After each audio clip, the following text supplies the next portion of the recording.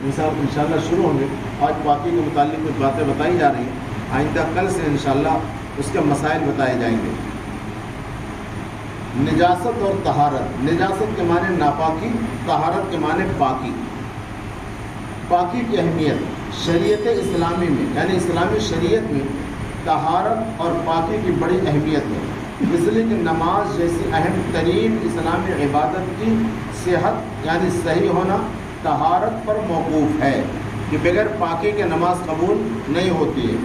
अगर तहारत ही ना हो तो इबादत मोतबर ही नहीं होगी, ये नमाज ही दुरुस्त नहीं होगी। इरशाद नबवी है मिफ्ताहुस सलात तुहूर कि नमाज की चाबी तहारत है, नमाज की चाबी तहारत है यानी पाकी है। दूसरी जगह इरशाद है ला तुक़बलु सलातुन बिग़ैर तुहूर कि कोई नमाज बगैर तहारत के मोतबर नहीं है। तहारत की अज़मत, तहारत के माने पाकी, ध्यान में रखिएगा। तहारत की अज़मत बयान करते हुए एक हदीस में हज़रत सल्लल्लाहु अलैहि वसल्लम ने इरशाद फरमाया अत्तुहूरु शत्रुल ईमान, पाकी आधा ईमान है, पाकी आधा ईमान है।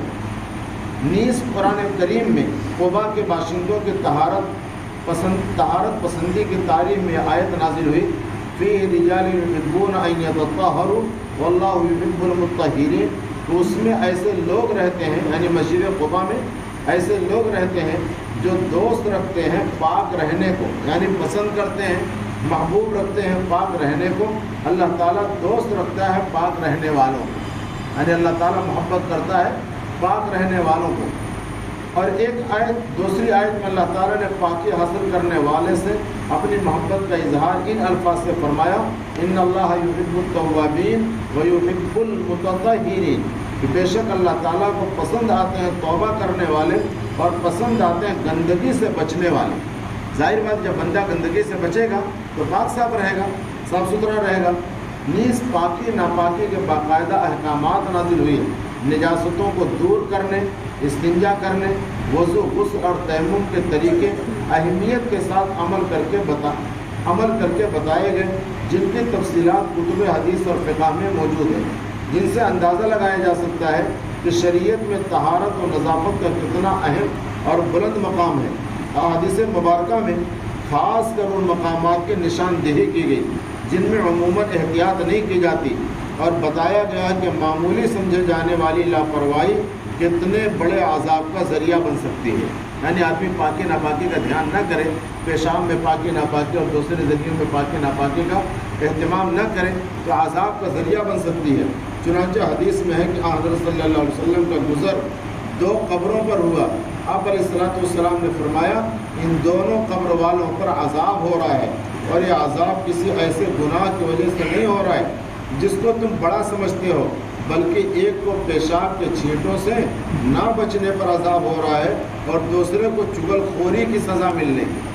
आज आम तौर पर पेशाब के छींटों से बचने की एहतियात नहीं की जाती। कभी पेशाब के छींटों से बचते भी हैं तो पेशाब के क़तरात अगर किसी पे आते हैं या और इस तरह के शुबहात आते हैं तो किसी आलिम से मशवरा करना चाहिए, मसला पूछना चाहिए तो मुझे शुबहा हो रहा है, ये चीज़ें मेरे साथ पेश आती हैं, कैसे अमल करूँ, किस तरह इससे बचूँ। जब पूछेंगे मसला आपके सामने आएगा तो आपके लिए बचना आसान हो जाएगा।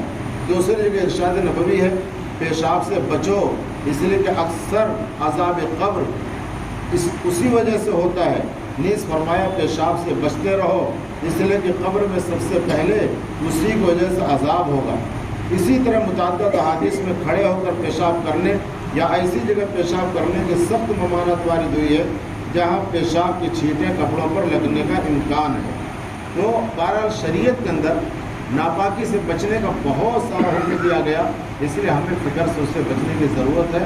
अब नापाकी क्या है, कितनी किस्में हैं, किस तरह आदमी नापाक हो जाता है, नापाकी से पाक कैसे हम होंगे, इंशाअल्लाह कल से दो मसाइल, 2 मिनट 3 मिनट उससे ज़्यादा मसाइल इंशाअल्लाह बयान नहीं होंगे, थोड़े मसाइल इंशाअल्लाह कल से आएंगे। अल्लाह ताला हम सबको अमल की तौफीक नसीब फरमाए। सुभान अल्लाह।